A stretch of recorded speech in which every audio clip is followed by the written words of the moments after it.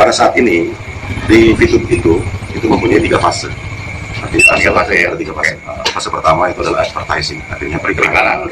Terus fase yang kedua e-commerce, artinya transaksi jual beli secara elektronik. Terus yang ketiga adalah digital currency. Digital currency berarti ini mata uang. Mata uang bisa diartikan mata uang secara elektronik, artinya secara online. Artinya dia tidak berupa bentuk bahwa itu uang dan berupa bentuk, tapi nilai. Ada jadi value-nya. Value-nya. Artinya saat ini value 1 koin itu adalah $1. $1 Amerika. Nah di sini kalau yang namanya dana miring itu saya memberikan masukan, itu banyak yang japri saya. Artinya di seluruh Indonesia ini mungkin rata-rata ada yang japri dari Pekanbaru, dari Kalimantan, dari Sulawesi, apalagi dari Sumatera Selatan sendiri. Banyak ya. Nah, mereka itu merasa bahwa kenapa orang Kominfo ini getol-getolnya mau bergabung dan join di VTube.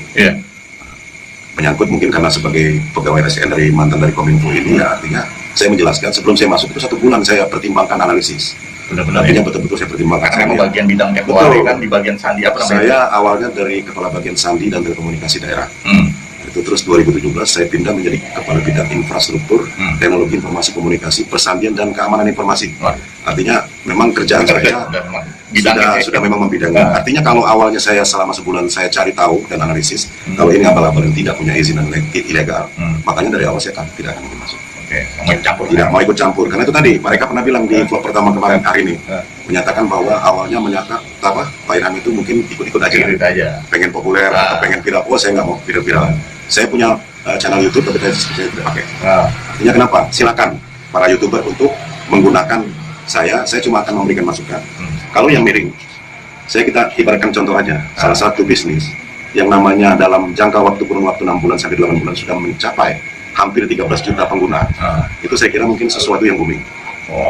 Karena sesuatu yang booming. Artinya booming itu mereka kalau seandainya sudah tahu bahwa dari awal ini ilegal, tidak akan nambah. Tidak akan nambah penggunanya. Paling mentok ratusan ribu. Kita ya kan yang lama-lama lah. Yang apa istilahnya tuh bisnis-bisnis yang lama yang kita tahu 1 tahun mungkin cuma 1 juta. Tahun kedua 2 juta. Mungkin sekarang sudah mencapai 35 juta, tapi lama. 7 tahun. Ini diperkirakan kalau prediksi. Secara analisis saya pribadi, kalau sudah sampai 6 bulan itu mencapai 13 juta, artinya 2021 akhir Desember 2021 bisa mencapai prediksi. Bukan ada yang bilang, tapi prediksi saya dengan meningkatnya per hari hampir 400.000 pengguna masuk. Artinya servernya nggak sedikit, dia harus berubah versi dari 210, 212, 214, 213, 214 sekarang yang terakhir. Itu menyatakan bahwa betul-betul servernya itu membuat big data ini supaya terangkum menjadi satu, sehingga ya kalau servernya yang abal-abal yang di bawah target yang istilahnya tuh yang tidak bisa merangkum 400.000 masuk, selesai. Jadi artinya silakan bagi yang punya nada miring, itu artinya kita tidak membatasi. Silakan, itu hak mereka, dan walaupun mereka bilang bahwa VTube itu negatif, silakan. Kita tinggal menunjukkan bahwa prediksi saya 2021 Desember itu pengguna sudah bisa mencapai 50 juta. Prediksi saya loh, pribadi loh. Amin. Jadi memang VTube ini kan salah satu kesempatan yang peluang yang di era masa begini, di era pandemi begini, manfaatkanlah gitu. Ini aplikasi ini bukan seperti yang diributkan harus ada izin dari OJK, yang perlu kita luruskan. Kalau OJK kan tugasnya Anda sebenarnya bisa saja mencari tahu melalui YouTube, karena OJK juga punya YouTube ya. Apa sih tugas dan wewenang OJK? Kalau secara garis besar yang saya tangkap, kebetulan saya juga dari institusi perbankan, ya juga saya mantan Bank Danamon, disebutin lagi PT Bank Danamon mantan. Nah, juga saya juga berbisnis di bidang asuransi juga. Jadi semua institusi yang sifatnya menghimpun dana masyarakat, ya, menghimpun dana masyarakat dan mencairkan lagi dananya itu harus diawasi oleh OJK. Itu seperti asuransi, perbankan, fintech, ya, koperasi. Itu yang semua sifatnya menghimpun dana itu yang harus izin dan terdaftar diawasi oleh OJK. Kalau masalah aplikasi VTube ini tidak menghimpun dana masyarakat, dia memberikan gratis. Ya. Jadi bisnis gratis saja orang masih mikir-mikir. Nanti bisnis yang ada uangnya mau. Itu perlu dijelaskan. Tapi masalah regulasi. Sekarang kenapa di banned perizinan di Kominfo-nya ya? Nah ini yang harus diketahui oleh para VTubers juga, Anda yang mungkin sedang menonton video saya saat ini. Anda bisa Jadi maksud di banned di situ, sekarang ini yang diblok oleh Kominfo itu bukan izinnya, tapi website-nya, karena akan memperbarui dengan lisensi GR80. Silakan buka Google aja. Pasti jelas, lisensi GR80 itu menambah perizinan yang tadinya dari advertising menjadi e-commerce. Artinya setelah e-commerce nanti waktu digital currency itu nanti akan ditambah. Jadi prinsipnya satu, saya punya prinsip satu aja. Seluruh VTuber tenang-tenang, tidak terpengaruh kanan kiri.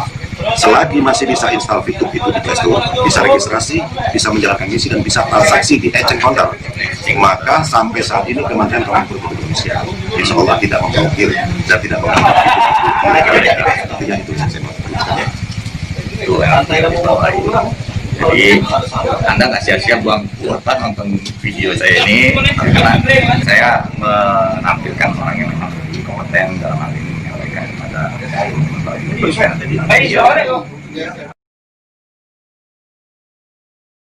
Banyak pengaduan masyarakat yang menyatakan bahwa VTube itu ilegal. Artinya masyarakat itu merasa bahwa mungkin karena tingkat viralnya, boomingnya VTube, maka kita nggak ngerti ya, yang namanya orang viral dan populer itu pasti banyak hambatan. Dan mereka mengadukan pengaduan ke OJK bahwa VTube itu bodong dan ilegal dan menipu. Nah, jadi artinya mereka tidak mengetahui karena mereka tidak join di VTube. Harusnya sebelum dia ngomong ke OJK, dia join dulu, dia install dulu di Play Store. Kalau dia nggak suka diskusi, dia nggak suka uninstall. Tidak ada yang dirugikan. Uang dia tidak kita minta dan juga VTube tidak pernah meminta uang kepada seluruh. Tapi ngomong VTube dapat duit dari mana?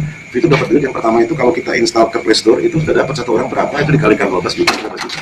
Itu artinya berapa harga YouTube yang kalau kita install itulah harga VTube. Nah, tuh salah satu. Jadi salah satu penghasilan dari PT Future Vitek ya, Vitek ini mendapatkan penghasilan sampai dari situ. Saat kita menginstal, itu baru dari ya.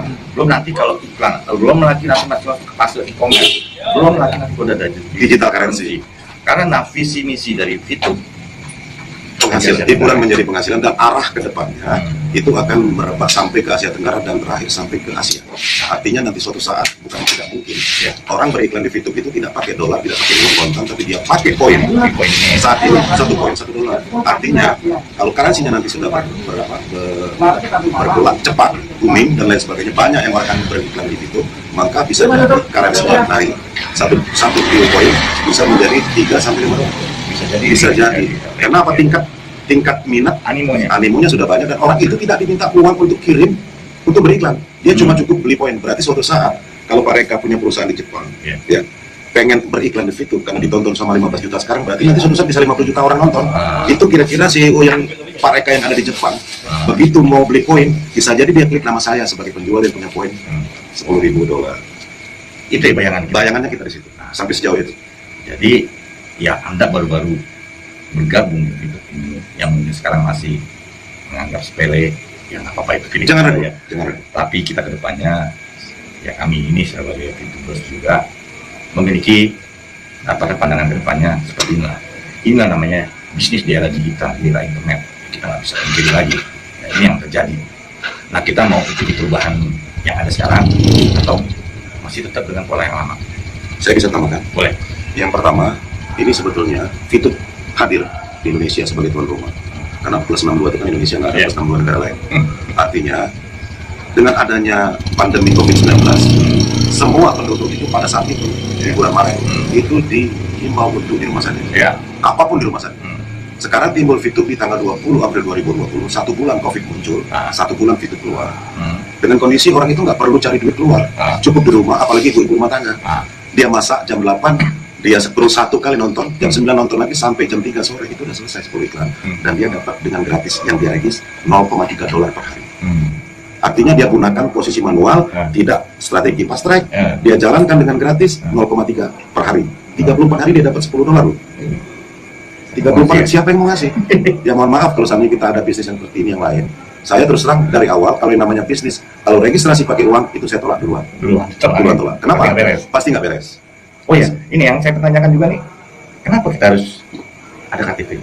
Oh iya, jadi saya tanya juga balik, kenapa sekarang SIM card itu harus menggunakan KK dan KTP? Artinya SIM card itu kan harus menggunakan KK dan KTP. Artinya sama, orang itu kalau tidak mau abal-abal, pasti dia minta KTP. Kecuali kalau sampai dia minta nomor PIN ATM, itu ditolak, pasti bukan dari VTube. Pasti bukan dari VTube. Kalau dari VTube cuma 2. 1 minta nama banknya, 2 minta nomor rekening bank. Di luar itu sudah bebas. Artinya ini sama dengan kita bikin SIM card baru. Kalau kita beli kartu apapun, pasti diminta untuk registrasi. Kalau nggak ada nik KTP atau nik KK itu tidak akan bisa masuk. Dan registrasi tidak bisa. Nah juga sebagai tambahan juga, ini sebagai jaminan pihak Fitur kepada pihak ketiga nanti, apakah benar penggunanya ada orangnya gitu loh. Ya. Dengan dasar tadi legalitas dari identitas KTP ya, jadi sudah terbentuklah bahwa ini loh audiens yang dimiliki oleh Fitur ini sudah sekian juta orang gitu ya. Nah, jadi itu sebagai gambaran buat teman-teman Fitur pun juga Anda yang saat ini sedang mencari tahu ataupun pengen tahu lebih banyak tentang Fitur. Ya inilah yang bisa kami sampaikan ya, dalam dialog pernah sebagai yang membidangi infrastruktur teknologi dan informasi komunikasi sebagai referensi. Jika ada orang yang menanyakan, ya silakan nanti bisa menghubungi atau komentar di dalam video saya ini. Nah, seperti yang kita tahu juga, foundernya Jack Gue ini kan, Jack Gue ini CEO orang Malaysia ya. Orang Malaysia. Kenapa kamu di Malaysia? Malaysia mayoritas penduduknya cuma berapa juga? Indonesia kan 200. Itu nggak semua. Kalau sekarang 260, 6 bulan sudah bisa mencapai 13 juta. Jadi karena pasar market share-nya lebih gede di Indonesia, makanya Jack Gue mungkin memilih membangun bisnisnya di Indonesia. Jangankan Jack Gue, orang-orang Korea juga banyak yang belajar bahasa Indonesia, supaya banyak viewersnya buat nonton YouTube tuh. Ya. Jadi banyak orang-orang di luar melihat, ya satu, mereka belajar bahasa Indonesia, ya kenapa? Diprediksi ini Indonesia ini menjadi negara raksasa juga di internet ini, ya, penggunanya sudah luar biasa. Jadi manfaatkan sekarang ini buat teman-teman yang belum paham atau pernah dikenalkan tentang Fitur, segera hubungi orang yang mengenalkan Fitur ini. Sponsor. Nah, atau Anda bisa bergabung dengan Airham Jaya. Boleh disebutin nomornya? Nomor HP, Nomor referensi. nomor referensi 3356 101. Nah, 33 56 56 101. 101. Kemudian nama saya. Jadi itu aja buat teman-teman YouTuber ya, yang menonton video saya ini. Semoga video yang saya buat kali ini bersama Airham bisa bermanfaat. Amin. Salam sukses buat para VTuber Indonesia. Bravo, VTuber Indonesia. Go Diamond. Bye. Bye.